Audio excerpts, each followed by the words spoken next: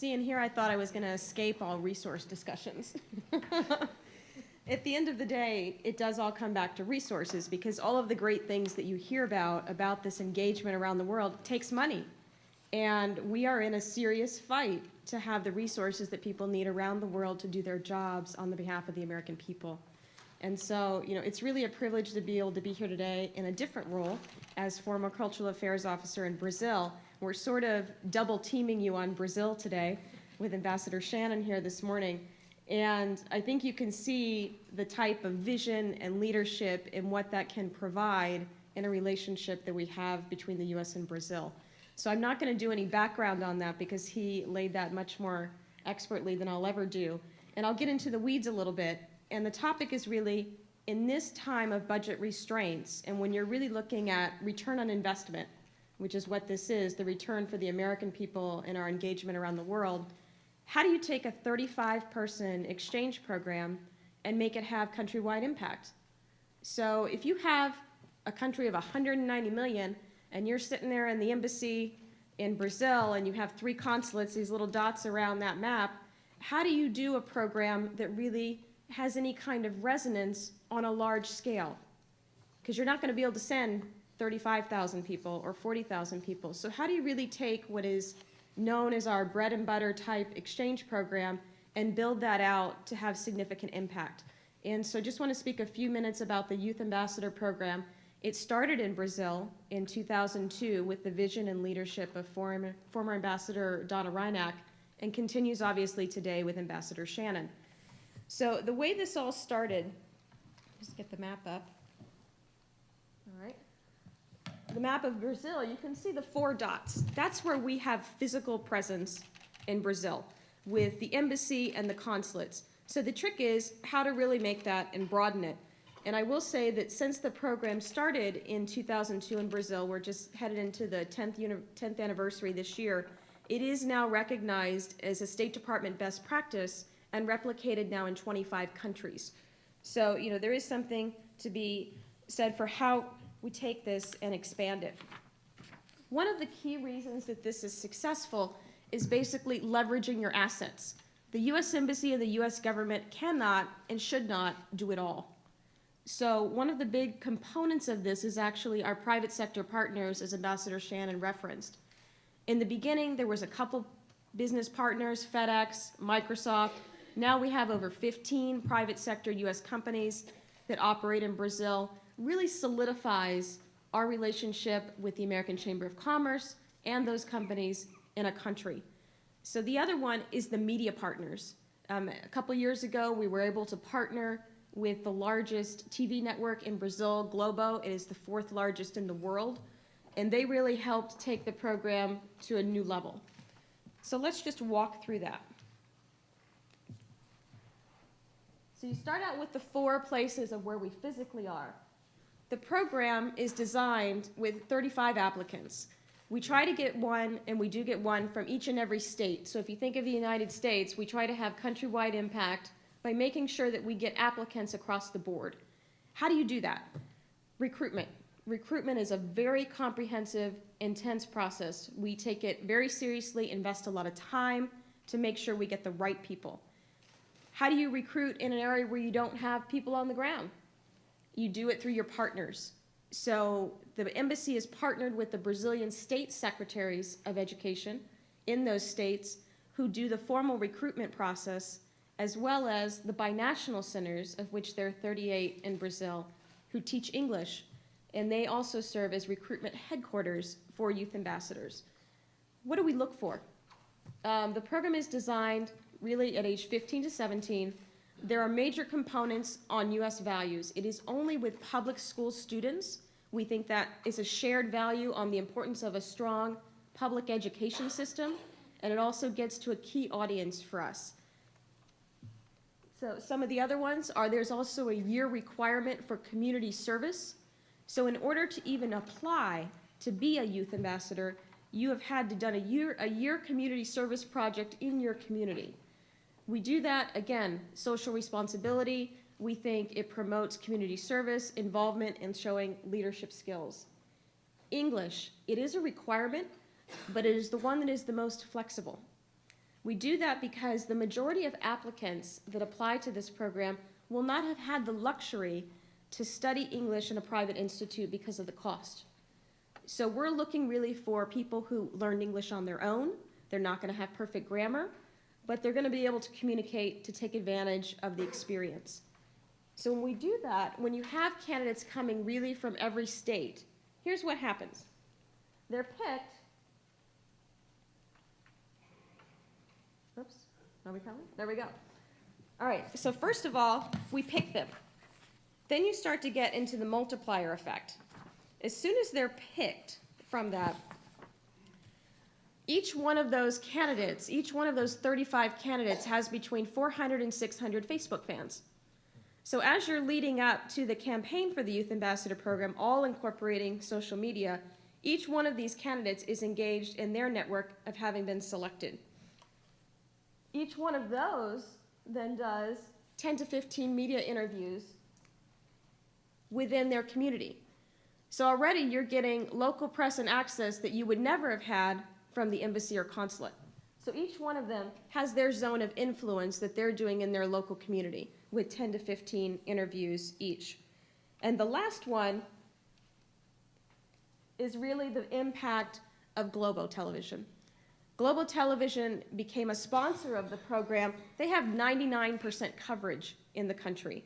And so we worked with them to send a TV crew to document the 3-week experience in the United States. They produced a 50-minute TV special on the #1 youth program in Brazil. It's like being on Oprah, just to give some context to that. So, you know, we couldn't pay to purchase a 15-second commercial on that network. And because of their core belief in their own youth in that country and education from the host of that television show, they partnered with us and now have taken what in essence is a 35-person bread and butter traditional exchange program and given you this really countrywide impact that the return on investment is really remarkable. And it's become a State Department best practice now in 25 countries. There you go.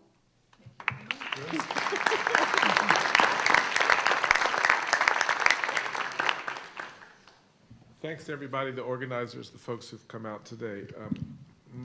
I was asked to speak about the characteristics of successful public diplomacy officers in the year 2015, so 4 years from now. And I'm delighted to say that I think you'll hear echoes of what all of my colleagues on this panel and the previous panel and Ambassador Shannon have said. I think there is consensus here on the things that work best. So, in addition to having detailed knowledge of public diplomacy PD programs, as well as excellent management, communications, and interpersonal skills, successful PD officers in the coming years will have several additional characteristics, and this is the way I view that. First, they will be strong leaders and managers in the interagency environment.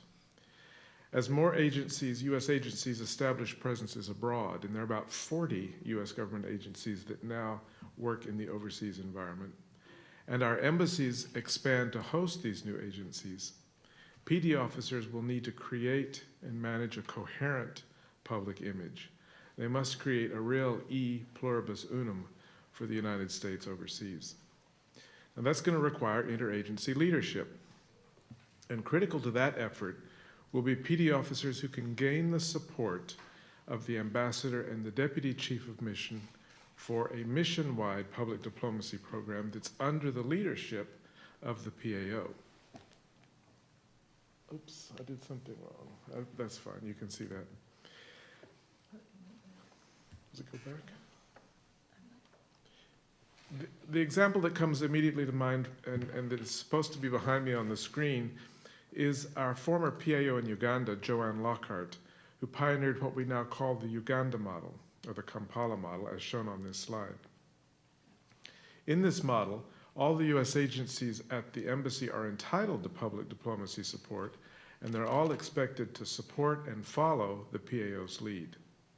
Strong public diplomacy leadership ensures that foreign publics receive consistent information about the United States, and that programs such as Embassy Kampala's game show-based National HIV/AIDS Education Campaign are stronger and more successful. Second, successful PD officers need to be social entrepreneurs. They will make strategic use of a U.S. Embassy's convening authority to create partnerships with U.S. and host nation people and institutions that serve our mutual needs and stretch resources. Here's an example. In 2010, we established a program called Apps for Africa. Initially, this brought together East Africa's information technology developers and regional civil society leaders to explore tech responses to social needs. Our contribution, that of the State Department, was conceptualization, invitations to key organizations, and about $50,000 in funding for advertising, organizational support, and prizes. The resulting contest, which was run largely by people not from the State Department, brought disparate groups together, boosted tech development in East Africa, and led to a number of useful applications. The winner was actually something called iCow, which is a cell phone-based application to predict the gestation period of cattle.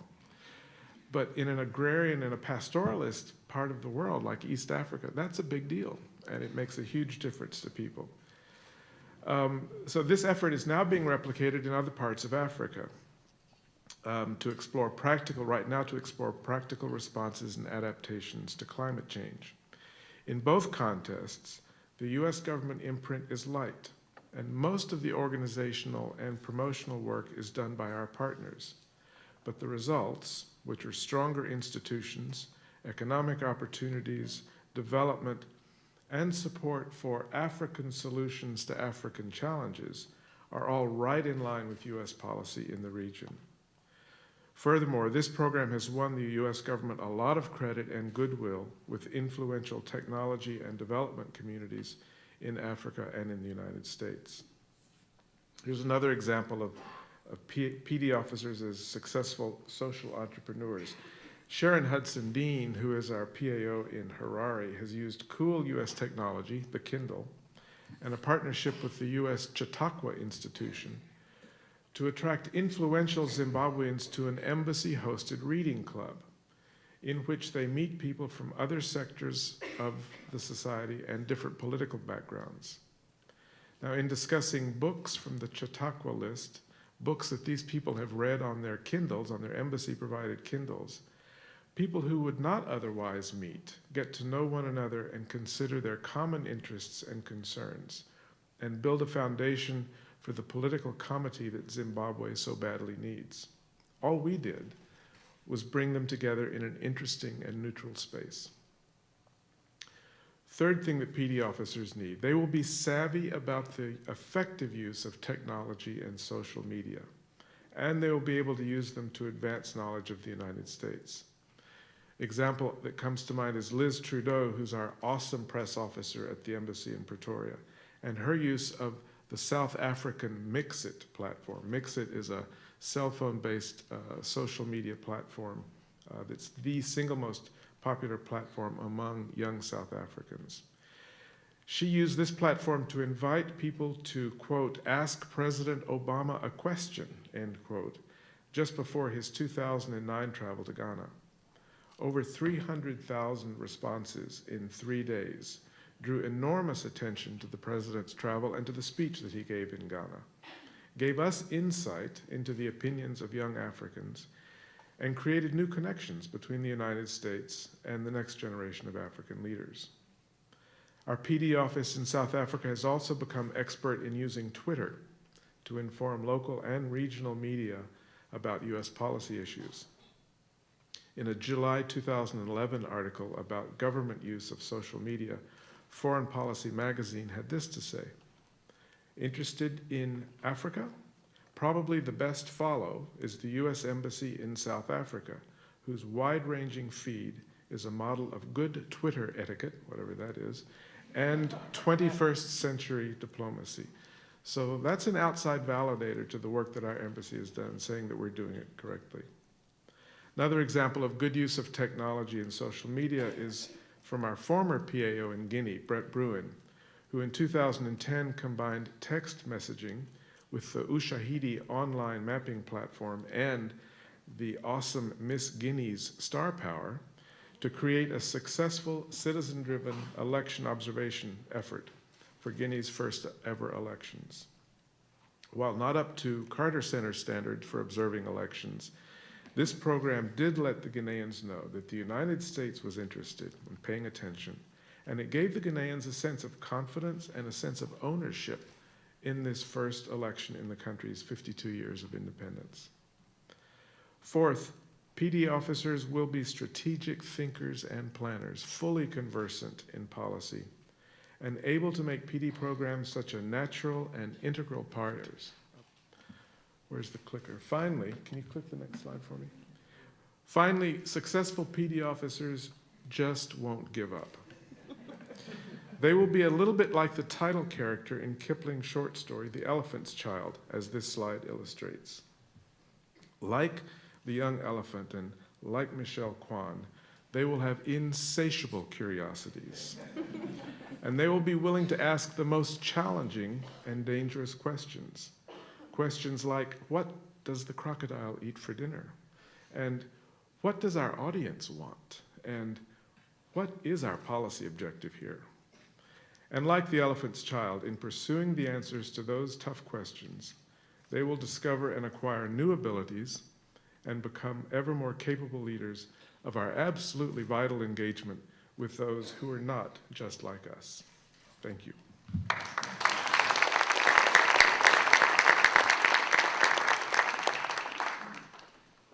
Well, thank you very much to every member of the panel for those really excellent and informative and thought-provoking presentations. Before we move to general questions, I'd like to ask a question to any or all of you based on what you just talked about, Bruce, about interagency and even beyond that, making public diplomacy part of everything that the Foreign Service or embassies do. We've heard a lot about really creative and innovative programs, exchange programs, expositions, outreach involving youth, centers, and a number of other initiatives. And I think all of us, woven throughout is a recognition that these are all designed to support very clear policy objectives. We've also heard a lot today about the importance of support from Washington, certainly ambassadorial support. But I think at least 3 of you have had experience working overseas, not as PD officers, but also as deputy chief of mission or principal officer.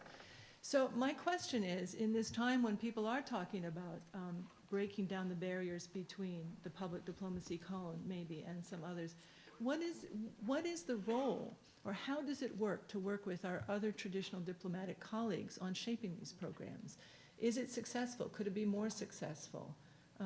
Political and economic officers and others in the mission, what do they bring? Should they be, let me stop talking and ask you to respond, if you would.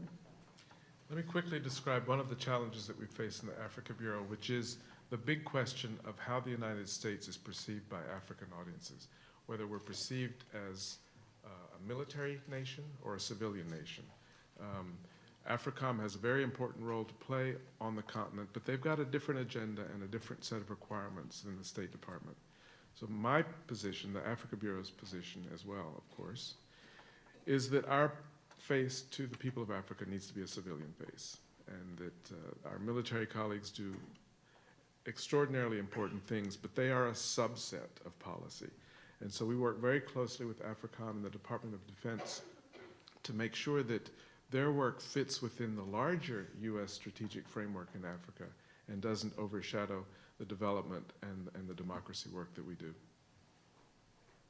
I think it does start with the country team. If you have a strong ambassador, then they really convene everybody to the table. If that's not the case, then you're really left out there depending on the personalities at a post, who you can get to be your ally or work with you. And so when you have a strong leadership by a chief of mission or principal officer, then you really can bring all those players together and focus on a common goal. So, for Ambassador Shannon, when we have a 6-year English strategy for Brazil, that is not a public diplomacy, public affairs section strategy. That is a mission 6-year English strategy. And that pulls together all the components from the Foreign Commercial Service, from the Econ Department, from USAID, across the spectrum to implement something like that. But it really does require that type of vision, leadership. Otherwise, you really get into, the personalities and posts and who can I convince to join the team. With the Add America project in Indonesia, it was crucial to have the ambassador's support, absolutely crucial. This was a new idea, and for the public affairs section in Jakarta to sell it to the State Department 10,000 miles away would not have happened without a energetic, active ambassador who understands public diplomacy. Also inherent in the Add America project, which I think makes it quite different from the traditional American cultural centers that USIS and State Department ran or used to run or still do, was the whole of government idea. From day one, this was not just a public affairs section project or dream. It became a mission-wide objective. And it took a year to implement, and I can assure you all elements of the embassy were involved. We had working groups chaired not by the PAO, but by other sections of the embassy.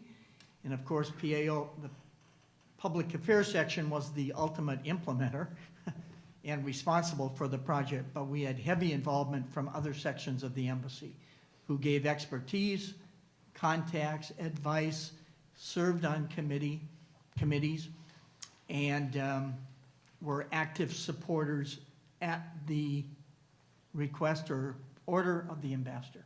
So it was truly a whole of government effort, which I think makes it somewhat unique. I've never been in a post where a traditional PD project really became a mission-wide project of high priority, and that's what made it work. Well, the Expo obviously was interagency, and we had everybody out there. We had our consular officers, our econ officers. We had environmental programs. We had food programs sponsored by the Foreign Agricultural Service. We had trade delegations, everything.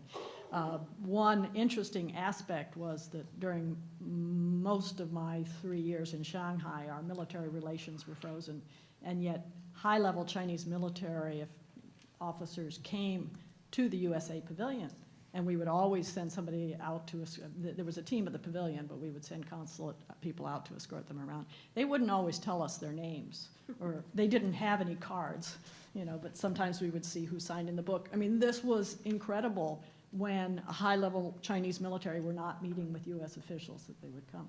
On the non-Expo level in the consulate, we had outreach teams. We have an outreach officer to our 3 provinces, and those teams have somebody from all of the agencies represented at the consulate.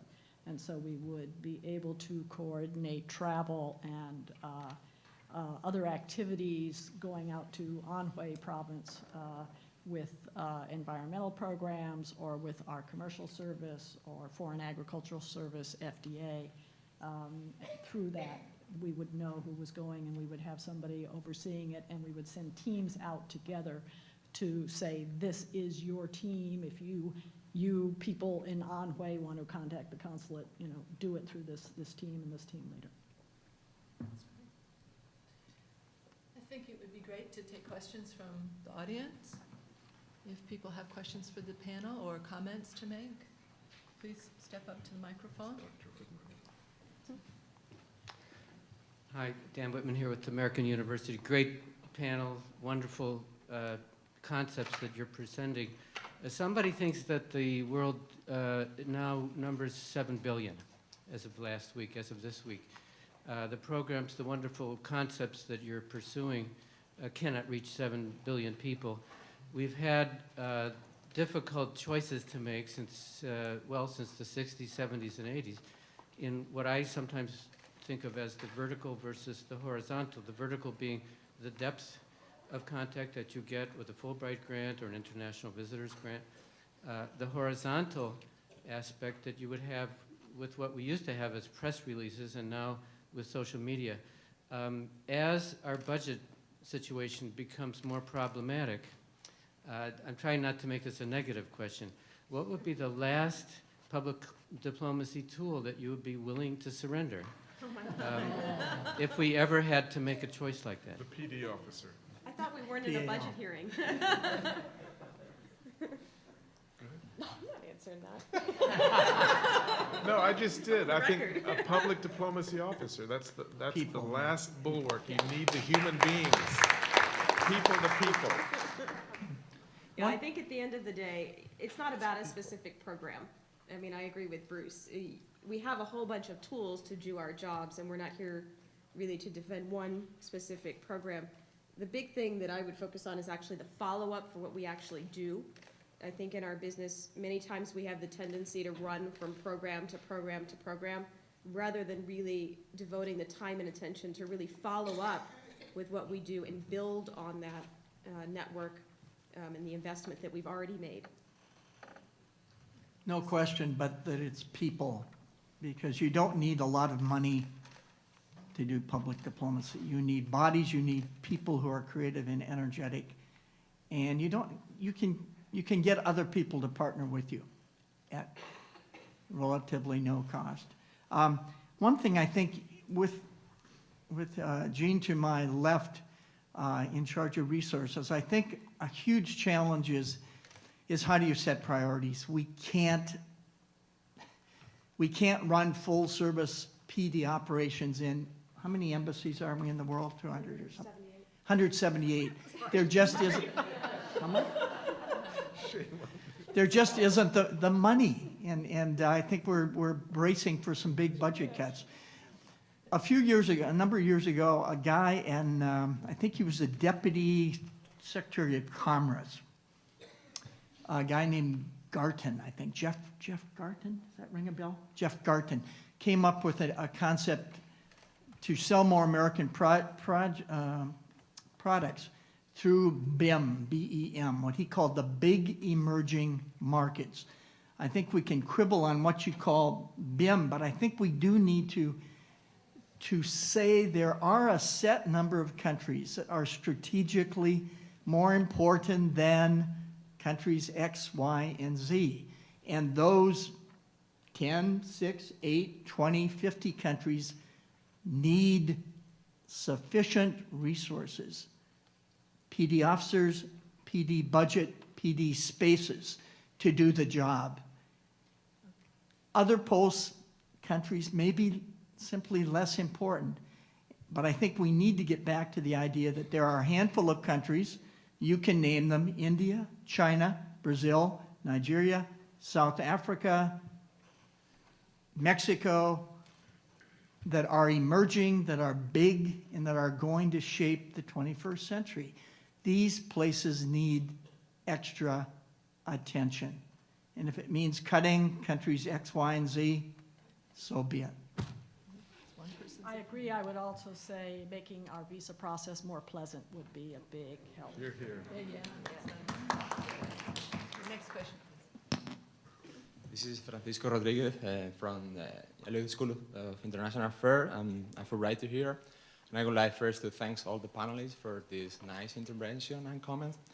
Then there is another quotation by Edward Murrow, not only the last 3 feet, but other one that says that there is no cash register rings when a man changes his mind. So I would like to ask you in the day basis how you can measure the success of the different strategies, because most of the intervention at least I found it quite like positive, fostering the good things, but I would like if you could please elaborate more in those more difficult targets that you face in the daily basis. And then the second question is also with the famous quotation by Churchill that usually politicians tend to think more in the forthcoming election than the forthcoming generation. Considering that, how we can combine the target, the resources, audiences, and then also the long-term approach because, at least in the Spanish case that I know best, the usual problem or dilemma was to focus in the short-term approach instead of the long-term approach. Short-term approach could produce some benefit, but sometimes hamper more lasting long-term approach. Thank you very much. Thank you very much for the excellent questions. I think in the interest of time, let's just have one person respond. And do I have volunteers? I don't know. Well, I'll just take a stab at it. I mean, any PD officer tries to get feedback from the audience. Polling has greatly improved since USIA used to do it 20, 30 years ago. You now have regular polling done by groups like Pew and the BBC, and you've got DOD and USAID and the State Department doing much more polling, and you can see trend data, and some of that is very, very, very useful. And I think USIA can deserve some of the credit for some of the initial work on survey research internationally. Focus groups are a hot item. In the At America project, for example, from day one, and even before the idea was off the ground, we did focus groups.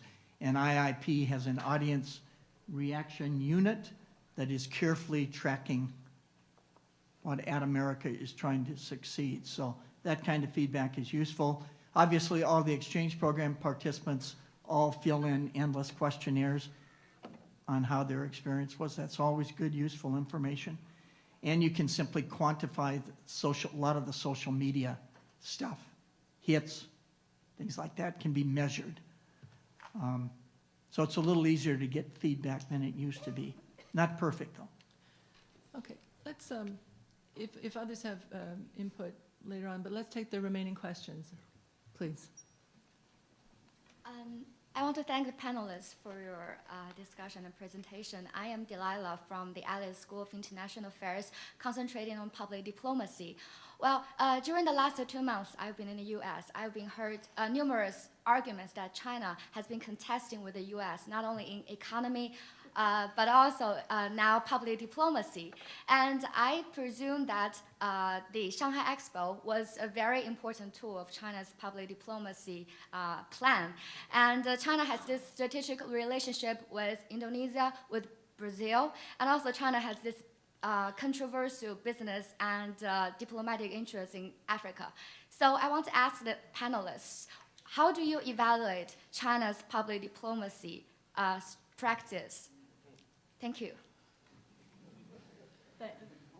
There's a lot of research on that. There's a lot of papers and a lot of commentary, and I think it's too much to get into today. I think China is looking at other countries' public diplomacy practices, including our own, and sometimes I recognize some programs. But China, I mean, I think we would agree that for the United States, the image we project abroad depends on our own society and our being on an open, transparent society. And as we see any pullback on that in the United States, that will affect our image abroad. I think China faces the same issue, that your public diplomacy is only as good as the transparency and vibrancy of your own society. So those are issues that China's going to have to deal with. Thank you. Next question, please. Thanks for your talk. What came to mind when I was hearing everything was, first, I recall the Shanghai Expo, and the only lines that could even compete with the American Expo were the Chinese and the German. And we visited none of those pavilions because we were so put off by the line, unfortunately. But what also came to mind was Jakarta, because I was there for a while, and the malls are just cultural meccas. And it's obviously the best place to put your resources because it's where the youth are always going to go. They don't go anywhere else. So You get it. yeah, well, but it's the same in Thailand and places like that. You have a very similar culture of malls. And with how competitive US culture is and with the resources available, I was just wondering on a bureau level, are there pan-regional programs that actually reach out to PD on like a ASEAN level, and is this desirable? Is it cost effective in your opinion? Things like that. Because, I mean, our interest in Indonesia and Jakarta is in part because of their regional leadership. So I was just wondering that. Thank you. Good questions. A couple quick comments. For those of you who think cultural centers are out of date, just in the last week I've heard of 2 governments that have announced that they will be setting up cultural centers. One is India and 2 is Indonesia. And both of those governments have said they plan to launch cultural centers in major places around the world. So that idea may not be too old-fashioned. Also, you mentioned the malls. America obviously won't work around the world. One size can't fit all. We all know that. But there are certain cultures, like Southeast Asia, where there is a mall culture. That's where young people go. The malls serve the function of a public park in Manila, in Bangkok, in KL, in Singapore, in Jakarta. So if you want to take your programming and your outreach where the youth are, you go where they are, and they are in the malls. Rich or poor, they go to the malls. Okay? So that's why we picked a mall to place at America as an experiment. Finally, the private sector is catching on with the importance of reaching out to youth and malls. Listen to this. The head of Coca-Cola worldwide, a guy named Mukhtar Kant, right? Who's Kant? Kent? Mukhtar Kent was just in Indonesia a few weeks ago, and guess what he did? He went to a mall, not where we are, a different mall, and he launched a Coca-Cola Learning Center to reach out to young Indonesians with information about issues such as the environment. So already the private sector gets what we're trying to do and is setting up outreach venues in malls in Indonesia. And I think this is a Coke initiative around the world, but Jakarta has one of the initial ones. So it'll be interesting to see how that works also. Thank you. Did anyone want to respond to the question about kind of public diplomacy to a regional organization, or can that be one of the questions that I would like to sum up as a number of remaining questions that I would encourage all of us to continue thinking about? Many of you are students, many of you are professionals with many years of experience, a whole range of people. And I think one of the things that today's discussion, and certainly the discussion on this panel, has told me is that innovation is more important than ever. Posts are, in a sense, experimenting more, perhaps more than ever. Social media allows innovation and experimentation. The world is changing, and all of these questions that have been raised and all of the points that have been made definitely need a lot more thought and energy being put into how to use the resources we have to do the best that we can do as a nation. The time has unfortunately come to an end. I would like to thank all of you for being here today. I would like to thank all of our panelists, our keynote speaker, Ambassador Shannon, Michelle Kwan, for being here digitally and in person. Again, to our partners from the Public Diplomacy Council, the School of Media and Public Affairs, the Elliott School, which are both parents of the Institute for Public Diplomacy and Global Communication here at GW, and all of our many other partners. So thank you so much for coming, and let the discussion continue.